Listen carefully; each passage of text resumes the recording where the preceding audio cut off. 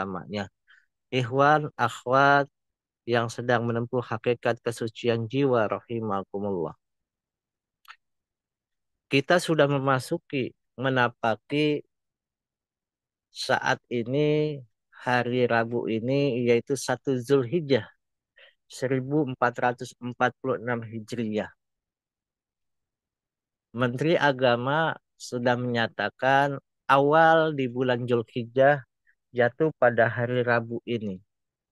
Jadi nantinya akan ada Haji Akbar di hari Jumat di tanggalan Masehi tanggal 6 Juni 2025. Ikhwan wal Ahwad diperintahkan di tanggal 4 sampai 5 Juni melaksanakan puasa di bulan Zulhijjah, puasa Tarwiyah dan puasa Arafah. Maka bersyukur kepada Allah bahwasanya guru kita mengingatkan kepada kita untuk senantiasa dimanapun, kapanpun kita belajar untuk mengenal apa hakikat dengan kita menapaki waktu-waktu, hari-hari, dan juga bulan-bulan yang memang Allah berikan kemuliaan pada bulan tersebut. Masyiral ikhwan rahimakumullah. Di bulan Zulhijjah, di Ramadan yang keempat, Pangersa Guru Agung dalam kitabnya, kitab Fadhailus Suhur, mengatakan Al-Faslu Tsaniyatu Asyar fi Syahri Zulhijjah. Pasal ke-12 di bulan Zulhijjah. Di Hajas Syahri Samaniyatu Ahrufin. Di bulan ini ada 8 huruf. Huruf pertama adalah huruf Dal. Dengan makna zikrullah. Huruf yang kedua adalah Waw. Dengan makna waro atau hati-hati. Huruf ketiga ada huruf Alif. Yaitu Al-Islam. Huruf keempat adalah Lam. Adalah Al-Lazzah. Kenikmatan. Huruf yang kelima adalah huruf H. Hijjul Bait. Mengunjungi Baitullah. Huruf keenam adalah huruf Jim yang bermakna dengan jidal, berbantah-bantahan. Huruf yang ketujuh adalah huruf Jim, yang kedua adalah jalwah atau kholwat batin, dan huruf kedelapan adalah huruf H, yaitu khaibah. Dalam hal ini, Pangersa Guru Agung menerangkan di huruf pertama yaitu huruf Zal bermakna zikrullah. Beliau menerangkan wa amal zalu fi hadza sahri zikrullah. Adapun huruf zal pada bulan ini adalah zikrullah. Qala Allah Ta'ala fil Qur'anil Karim wa aqimis shalah inna sholata tanha 'anil fahsya'i wal munkar wa la zikrullahi akbar. Dan dirikanlah salat. Sesungguhnya salat itu mencegah dari perbuatan-perbuatan keji dan munkar.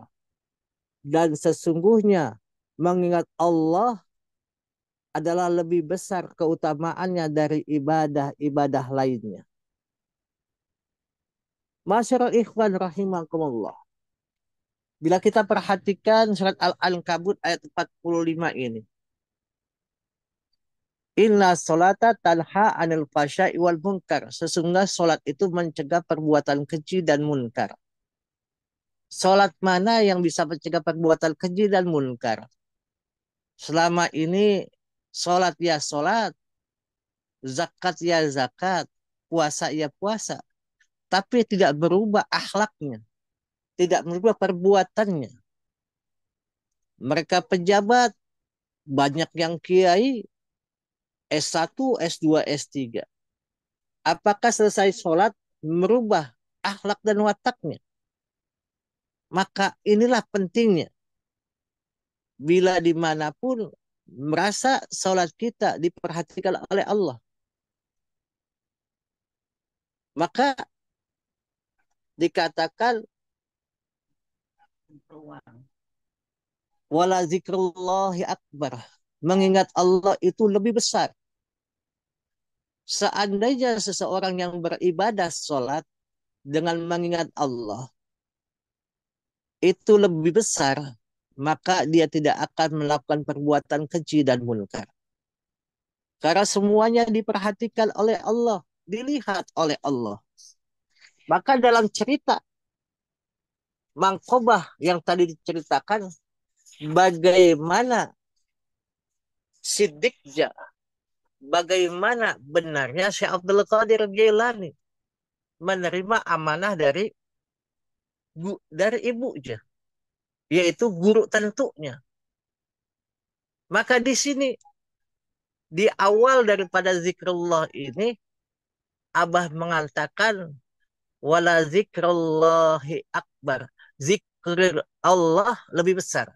Zikrullahi akbar. Zikr Allah lebih besar. Kenapa si Abdul Qadir begitu menuruti permintaan amanah dari ibunya untuk betul-betul diambil? Karena ada khauf dalam dirinya. Khauf, takut kepada Allah. Takut kepada larangan-larangan Allah. Takut menodai amanah dari ibu. Syekh Abu Laid Al-Samarqand menjelaskan dari sanad Said Musayyah bahwa Sayyidina Umar, Sayyidina Ubay Ka'ab dan Abu Hurairah radhiyallahu an semuanya masuk kepada Nabi Shallallahu Alaihi Wasallam ke ruangan Nabi Muhammad Shallallahu Alaihi Wasallam seraya bertanya, ya Rasulullah, siapakah orang yang paling pintar? Maka jawab Rasulullah, yang berfikir. Lalu siapa lagi yang paling tekun beribadah? Jawab Rasulullah, yang berfikir. Lalu yang paling utama jawabnya, yang selalu berfikir. Lalu kata mereka, ya Rasulullah, bukankah orang berfikir itu sempurna akhlaknya, fasih tutur katanya, tangannya pemurah, dan tinggi kedudukannya? Maka jawab Rasulullah, semua itu faktor penyebab perlengkapan kepuasan hidup di dunia. Sedang akhirat yang di sisi Allah hanya bagi orang yang bertakwa. Orang-orang yang berpikir sempurna akalnya, yaitu yang bertakwa.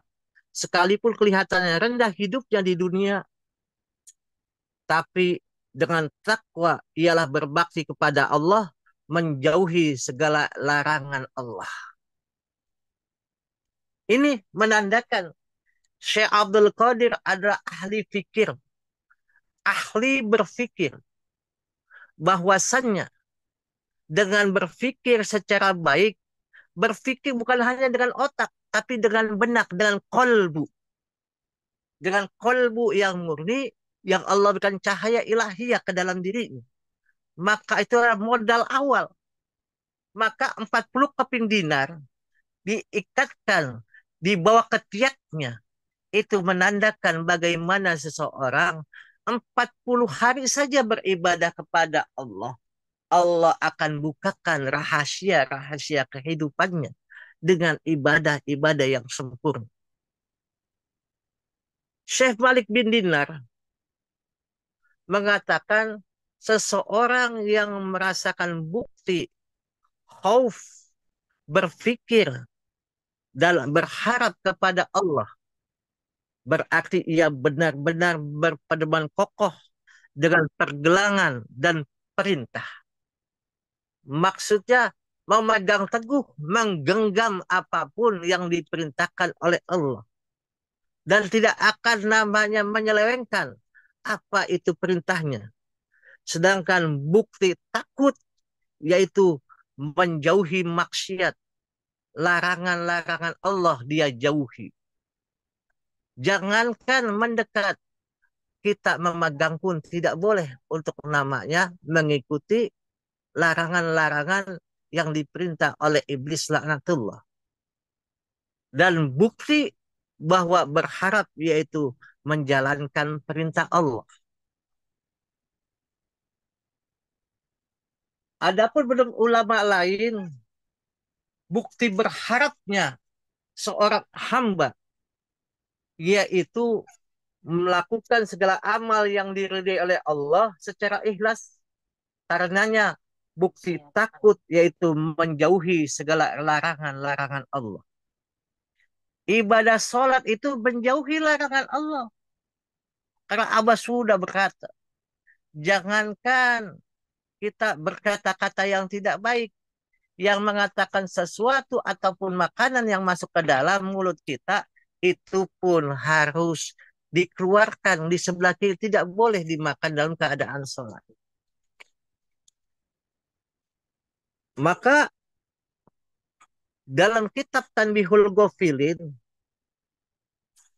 Al-Faqih meriwayatkan dengan sanadnya dari Sya'bi dari Ibnu Abbas, katanya kepada Sayyidina Umar radhiyallahu an, sewaktu ia ditikam oleh Abu Lu'lu'ah Majusi, hai Amirul Mukminin, engkau telah Islam sewaktu kebanyakan manusia masih kafir, dan engkau telah berperang bersama Nabi sewaktu beliau diejek orang. Bahkan ketika beliau wafat sangat ridha kepadamu dan tiada umat Islam yang menentangmu. Sekarang Anda menjadi syahid. Kemudian ia menjawab bahwasannya orang yang tertipu ialah orang yang engkau sanjung-sanjung. Demi Allah, seandainya aku mempunyai harta seisi dunia ini, pasti akan dipergunakan demi tertebusnya diri dari hari kiamat. Kadang-kadang kita merasa tersanjung. Dari sanjungan itu kita tertipu. Dan kita merasa melebihi daripada orang lain. Merasa lebih baik dari orang lain. Apalagi pujian-pujian itu berdasarkan nasab, itu menjadikan dia tertipu di dalam dunia ini.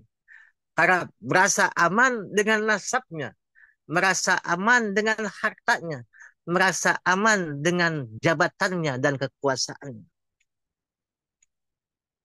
Rasulullah Shallallahu Alaihi Wasallam bersabda, orang yang beriman itu berada di antara dua ketakutan, yaitu antara ajal terdahulu, tidak tahu persis apa tindakan Allah padanya, dan ajal mendatang, juga tidak tahu persis bagaimana keputusan Allah terhadap. Jadi ada keputusan Allah yang tindakannya bagaimana kepada kita semua. Dan nanti di yaumil kiamah, bagaimana tindakan Allah kepada kita. Oleh karena itu, seseorang wajib berbekal amal demi keselamatan dirinya dari dunia untuk akhirat, dari hidupnya untuk matinya.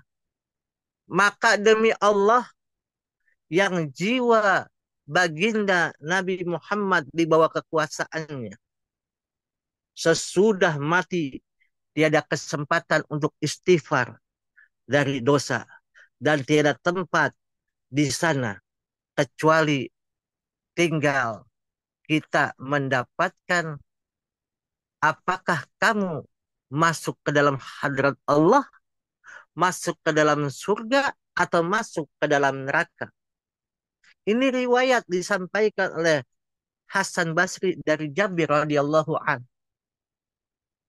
Maka Syekh Hasan Basri mengatakan dari Jabir radhiyallahu an, dari baginda Nabi Muhammad sallallahu alaihi wasallam, wa izzati wa jalali inni la ajma'u ala abdi khaufaini wala amnaini man khaufani fid dunya amantuhu fil akhirati wa man aminani fid dunya ahaftuhu yaumal qiyamah. Demi keagungan dan kemenanganku, tiada berkumpul dua rasa takut atau rasa tentram bagi hambaku. Orang yang di dunia takut kepadaku, pasti kuberikan rasa aman baginya di akhirat. Dan orang yang hidupnya di dunia yang merasa aman dariku, pasti di akhirat diancam rasa takut. Sungguh-sungguh rasa takut yang luar biasa. Di sini bagaimana seseorang yang betul-betul merasa diawasi, merasa takut bila melakukan perbuatan-perbuatan yang salah, perbuatan-perbuatan yang dilarang oleh Allah, maka sesungguhnya mereka akan aman nantinya di hadapan Allah di yaumil qiyamah. Tapi yang merasa aman hidup ini, Allah tidak melihat kita. Maaf, guru kagak melihat kita. Bahwasanya kita bisa saja melakukan apapun. Itu akan mendapatkan ketakutan nanti di yaumil qiyamah. Na'udzubillah summa na'udzubillah. Syekh Adi Arfad menawarkan kepada para jamaah, maukah kalian aku sampaikan hadis yang kuterima langsung dari Rasulullah Shallallahu Alaihi Wasallam? Lalu jamaah menjawab, iya. Kemudian katanya, Rasulullah Shallallahu Alaihi Wasallam bersabda, di langit yang ketujuh, para malaikat bersujud terus sejak diciptakan hingga hari kiamat. Persendian mereka terus gemetar karena takutnya kepada Allah. Jika hari kiamat tiba, mereka mengangkat kepala seraya membaca, Subhanaka ma'abadnaka haqqa ibadatika. Yang artinya, Maha Suci Engkau ya Allah, sebenarnya kami belum menyembah kepadamu dengan artian yang sesungguhnya. Malaikat ciptaan Allah, makhluk Allah yang beribadah diciptakan oleh Allah dari awal kejadiannya sampai nanti hari kiamat bersujud saja mereka mengatakan subhanaka ma'abadnaka haqqa ibadatika. Maha suci engkau ya Allah, sebenarnya kami belum menyembah kepadamu. Kita itu jauh luar biasa. Mereka yang beribadah dari awal kejadian sampai hari kiamat merasa belum beribadah kepada Allah. Itu penyembahan mereka. Apalagi kita masih jauh sekali. Bagaimana hikmat kita kepada guru kita. Bagaimana hikmat kita kepada kedua orang tua kita. Kepada tetangga kita, saudara-saudara kita. Itu yang menjadikan bagaimana kita merasa tidak aman. Rasa takut, khauf. Jangan sampai Allah memalingkan wajahnya kepada kita. Jangan sampai guru kita memalingkan wajahnya kepada kita. Maka bersyukur dengan syukur yang tiada terhingga. Alhamdulillahilladzi fadlana ala katsir min ibadihil mu'minin. Allah telah berikan keutamaan untuk kita semua. Sudah diberikan alatnya untuk kita bisa betul-betul menjalankan ibadah ini. Beribadah kepada Allah. Salat dengan melaksanakan perintah menjauhi larangannya. Yang tujuannya kita bisa mengingat Allah dimanapun kita berada. Berkah semuanya, segalanya, selamanya. Wallahul muwafiq ila aqwamit thoriq. Assalamualaikum warahmatullahi wabarakatuh. Waalaikumsalam warahmatullahi